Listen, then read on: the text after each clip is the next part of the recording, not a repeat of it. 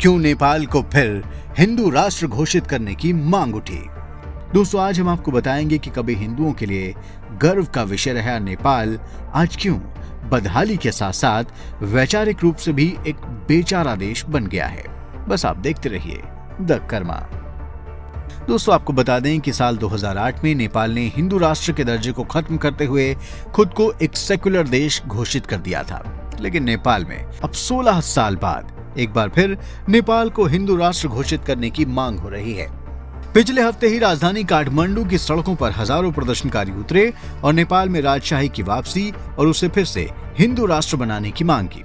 प्रदर्शनकारियों ने प्रधानमंत्री ऑफिस और दूसरे सरकारी कार्यालयों तक पहुंचने की कोशिश की, जिसके बाद पुलिस ने प्रदर्शनकारियों को रोकने के लिए आंसू गैस और वाटर कैनन का इस्तेमाल किया।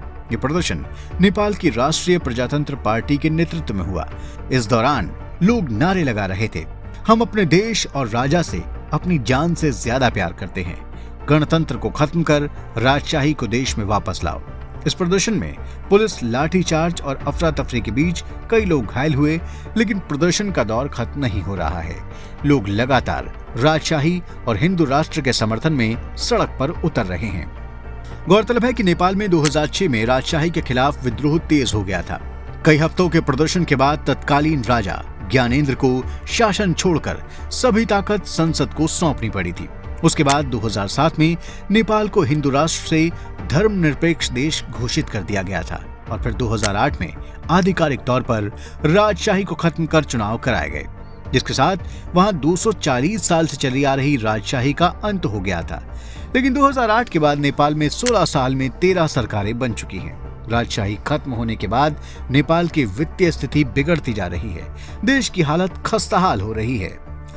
नेपाल में भ्रष्टाचार की वजह से लोगों ने अब ऐसी सरकारों को खत्म कर दोबारा राजशाही की वापसी और हिंदू राष्ट्र घोषित करने की मांग तेज कर दी है।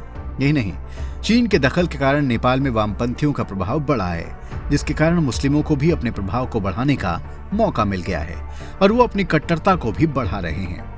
गौरतलब है कि नेपाल ने जब से खुद के हिंदू राष्ट्र का दर्जा खत्म किया और एक सेक्युलर देश खुद को घोषित किया, तब से वहां पर मुस्लिम आयोग जैसी संस्थाएं भी बन गई हैं। आपको जानकर हैरानी होगी कि 2021 में नेपाल में हुई जनगणना में पहली बार सनातन को मानने वाले हिंदुओं और बौद्धों की आबादी कम हो गई, जबकि मुस्लिमों और ईसाइयों की आबादी बढ़ गई है।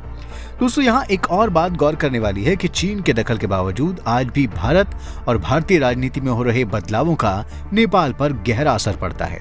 2014 में जब से भारत में मोदी सरकार आई है और 2017 में नेपाल से सटे उत्तर प्रदेश में भी योगी सरकार आई है, तब से नेपाल में भी हिंदू स्वाभिमान एक बार फिर जाग गया है और वहां अब हिंदू राष्ट्र की मांग ने जोर पकड़ लिया है। 2015 में भी ऐसी खबरें आई थी कि नेपाल को हिंदू राष्ट्र बनाया जा सकता है, लेकिन तब कम्युनिस्ट पार्टी और नेपाल कांग्रेस ने इसका विरोध किया था। इस वजह से संविधान में कोई बदलाव नहीं हो पाया। लेकिन अब नेपाल कांग्रेस भी हिंदू राष्ट्र के समर्थन में दिख रही है। ऐसे में नेपाल के फिर से हिंदू राष्ट्र बनने का रास्ता साफ होता दिख रहा है। तो दोस्तों, ये वीडियो आपको जरूर पसंद आया होगा। अब आप इसे लाइक और शेयर करें और हमारे चैनल को भी सब्सक्राइब करें और हाँ, नोटिफिकेशन के लिए बेल आइकन दबाना बिल्कुल ना भूलें। धन्यवाद।